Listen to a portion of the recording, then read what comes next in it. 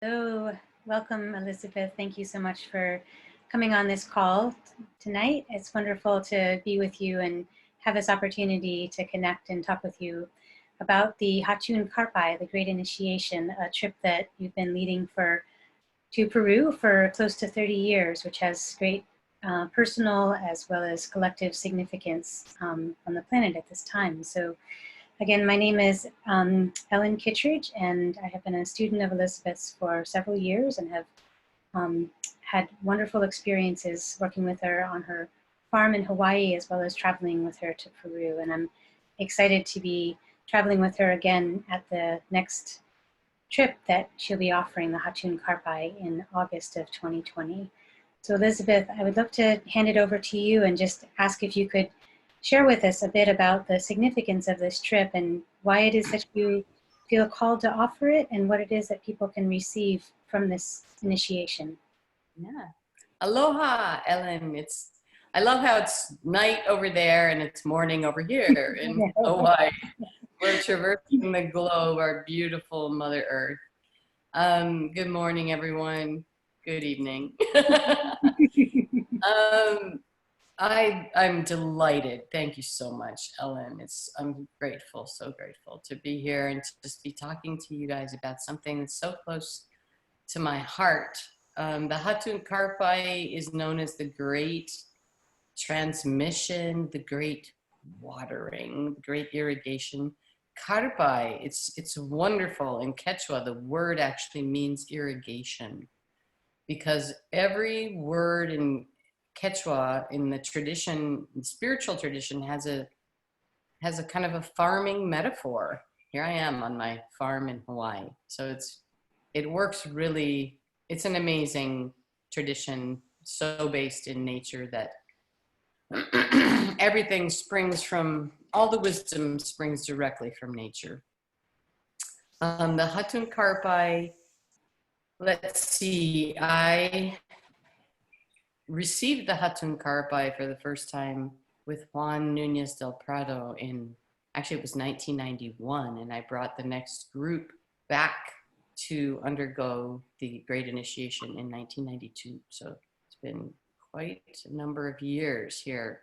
And the trip has evolved immensely over time, but the core of it has remained the same because it is, it's a 10-day journey, 10 to 12 hours of ritual a day. And let's talk about ritual in the Inca sense, which is puhliai, which means sacred play.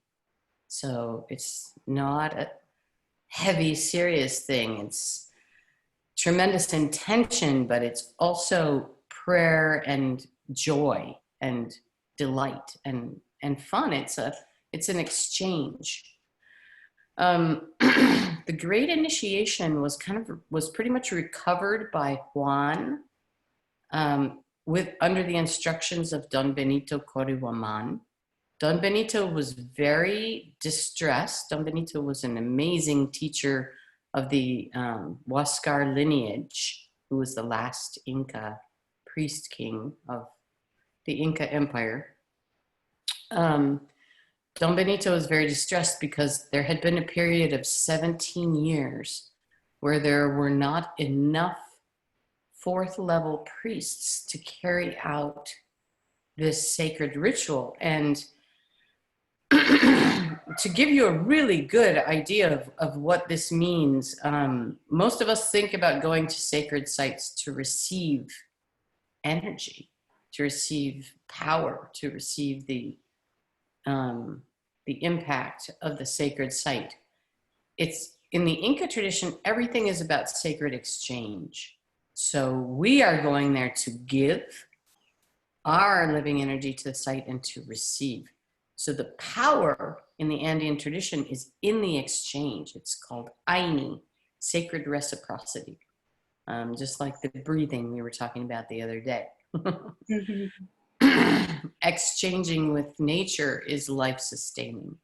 And Don Benito was worried there hadn't been enough fourth level priests, so he told Juan, you have to initiate a whole bunch more fourth level priests so they can come and carry out this ritual to literally keep the energy lines of the earth, of the sacred geography of the Inca tradition, to keep that infused and living and pulsing with energy.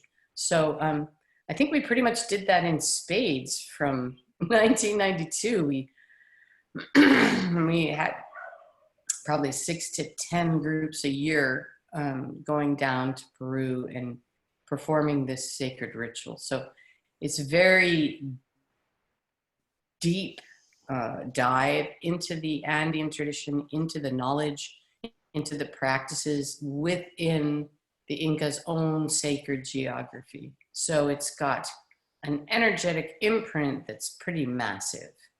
And so when we enter that, we're entering in a pretty ancient energetic field that's been sustained for many, many, many years now, at least. At least 1,000 years, and who knows if not more. So let's see. You need to be prepared. The elevation it's high elevation. We need all to read this book before you come. This is my latest book. It's called The Fourth Level, Nature Wisdom Teachings of the Inca.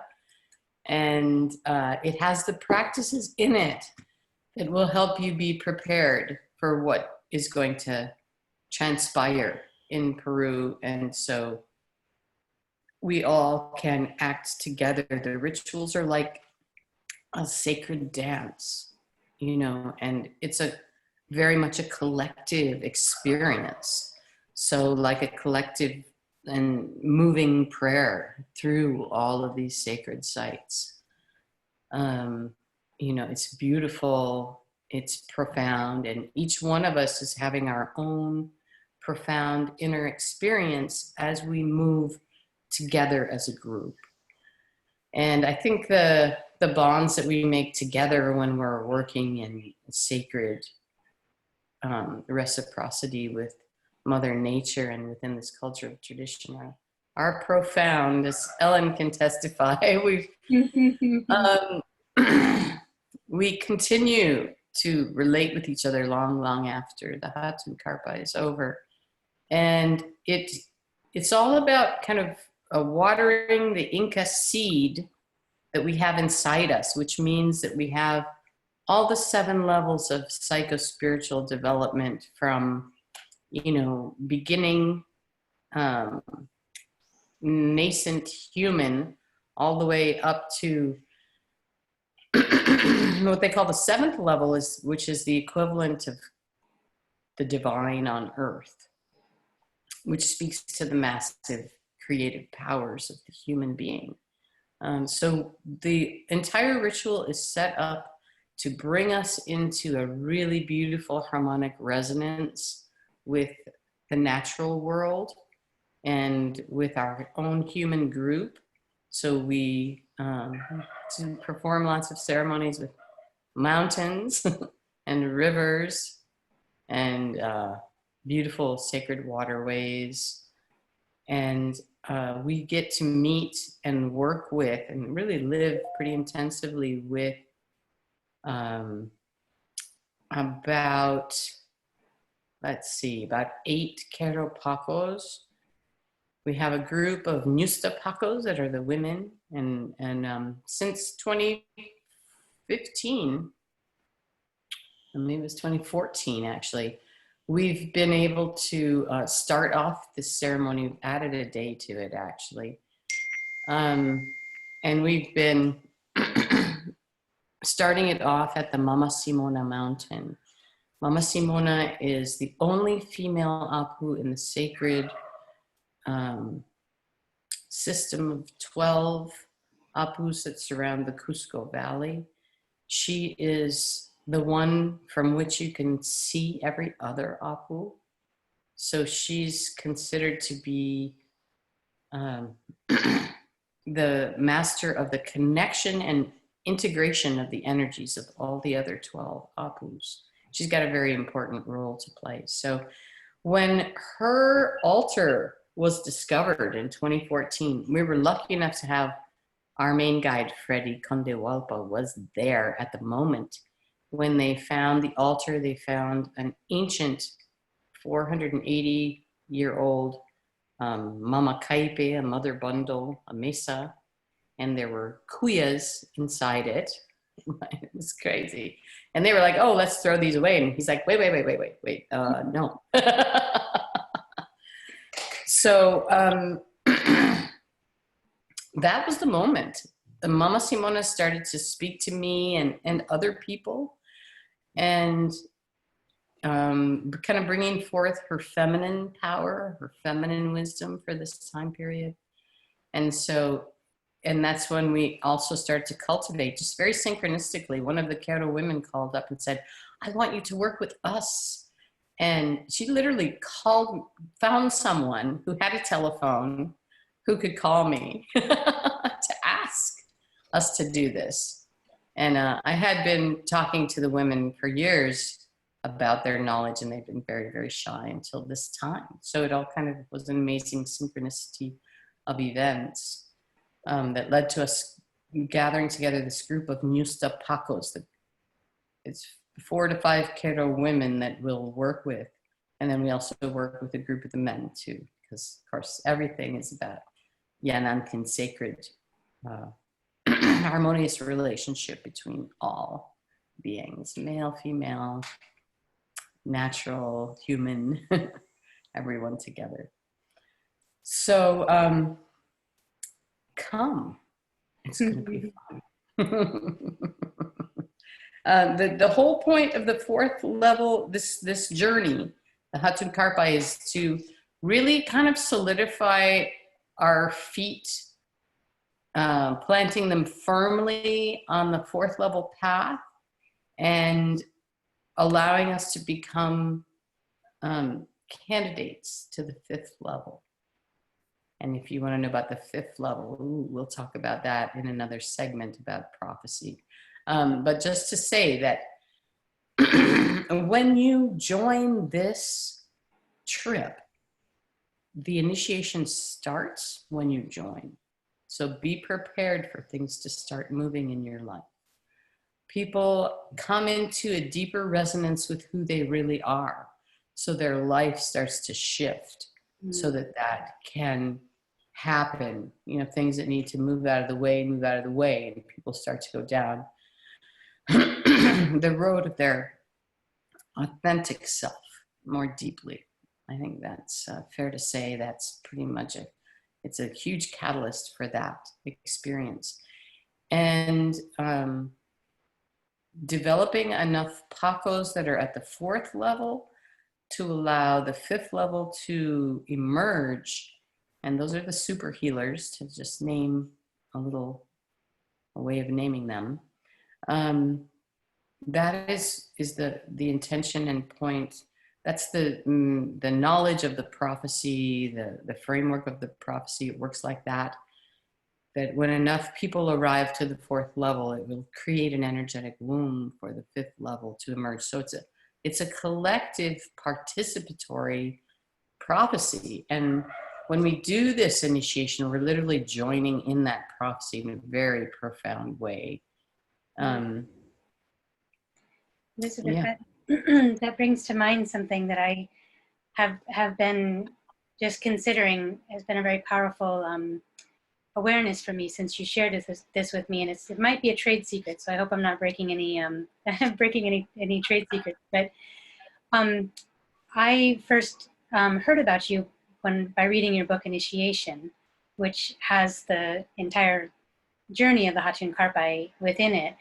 And I remember reading that book, and at that point I was very early in my path, and I didn't really know any Quechua, and a lot of these words and concepts didn't necessarily make sense to my mind, but there was something inside of my body that woke up. There was an awareness, an awakening. And I asked you about that, or I shared that with you one time, and you said that you had made many, many, many offerings with little images or actual little books in them, and that you had made those offerings as a way to call the people to this work who are meant to be coming to this work. And it just has stuck with me since then, that there was this beautiful, I almost experience it or feel it as like a thread, like a golden or a silver, or maybe it's a rainbow thread that gets sent out, that touches the hearts and the minds and it feels to me like the souls, there's some sort of soul remembrance for the people who are meant to do this work and to experience this initiation, and not just receive the personal healing, but also to come and be of service in this really powerful way. And for me, it's like, wow, what a good thing to be a part of in a lifetime. You know, really, it's something to look back at the end of one's days and say, wow, I was able to be a part of raising the consciousness of the planet. I was able to be a part of bringing more light, more goodness, more, clarity, more joy into the planet, just because of having the chance to receive this initiation and then carry that energy forward. And so I'm just really grateful for that, those offerings you made. And, thank you for doing that, because as far as I can do it work. I'm just so glad. Yeah. I kind of have forgotten about that, but oh my goodness. Yeah. I mean, when I first wrote my book, I had no idea how to write a book. I was terrified. I was amazed and fascinated that it was happening, that I was actually received a contract from a publisher to write a book. And so I was making a lot of offerings, putting a lot of teeny books, and also to really pack the book energetically. And that's the first book. I'm sorry, I don't have that one here. It's called The Return of the Inka. And the book itself talks about the transition from the third to the fourth level, which I think was very important for me to put that in the book. I mean, that's what the book is about. My own personal transformation from going from the third level of kind of more fear, victim-based, to the fourth level, which is more about living in love, standing more in the side of harmony and love and nature connection, the feeling of connectedness. So that's what the whole tradition engenders, and the Hatun Qarpay. Thank you so much, Ellen. Thank you so much, Elizabeth. Well, we will have more conversations to come, and I'm grateful for this time, and thank you for taking this time to spend sharing with all of us a bit more about this amazing journey and what it can do for ourselves individually, as well as, for the planet and for consciousness. So thank you. We'll talk with you again soon. Okay.